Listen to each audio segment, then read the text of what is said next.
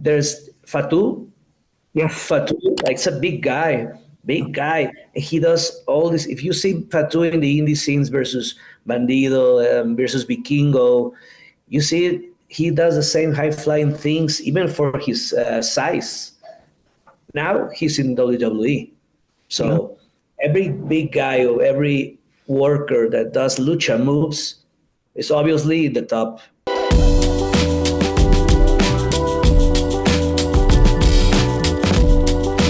Right now, Lucha Libre, there are so many people in WWE and the other companies who everybody thinks they're a luchador now. Everybody flies through the ropes and over the ropes and does. What do you say when you see so much of the same thing going on? And now in Mexico, there's a certain style, but it seems that so many guys in the United States now are doing that same style. Well, at first glance, you can see that they see videos like, oh, I want to do this move. For example, in Mexico, the same thing I've been doing 17 years, the same thing I do in these Mexican rings sometimes is very normal, like an arm drag, like a flying set scissors. But if you do it in a WWE ring, it's something that I have never done. So some things I did in Worlds Collide, they were like old school arm drags. I like to do in my moveset old school arm drags that I see in French wrestling in the, I don't know, the Little Prince, you know what time Little Prince was. Skyde, my master, my Lucha Libre master sensei is Skyde, and he's like old school arm drags, old school mat wrestling. Yeah. But I just add, they're technical, yes. So I just add like this. So I mixture that. Change the whole thing. And the thing changes. So I reaching the new audiences with maybe old school things that I never saw, but they exist a long ago. So when luchadors now try vice versa, in Mexico, luchadors try to do the same thing they do in the US. Like, for example, Canadian Destroyer, when they mix the first time for Petey Williams and long ago, now Mexican luchadors want to try that because for them it's so easy to make them.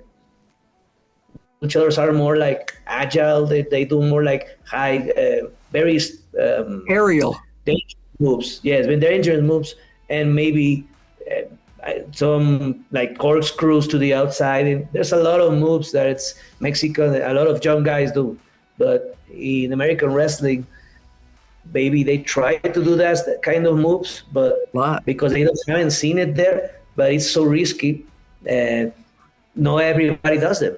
I mean, when a worker in the United States does these lucha moves, usually they're big stars, like, because it takes a lot of talent. For example, there's Fatu. Yes. Fatu, like, it's a big guy, and he does all this. If you see Fatu in the indie scenes versus Bandido, versus Vikingo, you see it. He does the same high flying things, even for his size. Now he's in WWE. So every big guy or every worker that does lucha moves is obviously the top, obviously. Yeah. Tell us about champion Vikingo. He just recently defeated Alberto Del Rio. So tell us, are you down the road somewhere going to maybe get a title shot against him? Well, even if it's not title shot, yeah, I want to be Vikingo. Even if it's not a title, it will be awesome because I think he's so out of this world.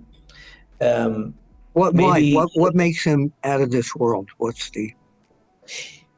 He has. And it's a kind of intelligence not every wrestler has.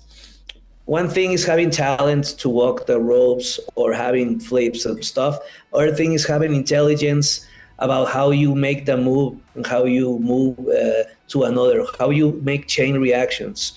Vikingo has a very different intelligence that only very few wrestlers has, like Phoenix. Yeah. They have this intelligence with a high flying thing that not everybody sees because it has to be matter. Like if I have to do it, like I can jump to the third. Okay, but can you jump to the third and do something else in 2 seconds without falling? That thought it's in a lot of wrestlers, but in Vikingo or Phoenix, there's not. So these guys are very intelligent on how they move in the ropes. So I would love a match Vikingo, even in AAA here, like Lucha match, more like a WWE match, maybe a Lucha match here, because he also likes ring and grappling. He also likes in the mat. So um, I'm open to anytime. Vikingo is a great Yeah. friend. We've been in tour a lot of time, and I always encourage him to learn more English. I encourage him to be more safe because he does all these moves that are so dangerous. But then when I watch it, and when I was in World School, I watched it in the Gorilla. There was Shawn Michaels also watching, like impressed, and we all like, he's gonna do something wild. He's gonna do something wild. Boom, and like this guy he always got us. He always amazes us.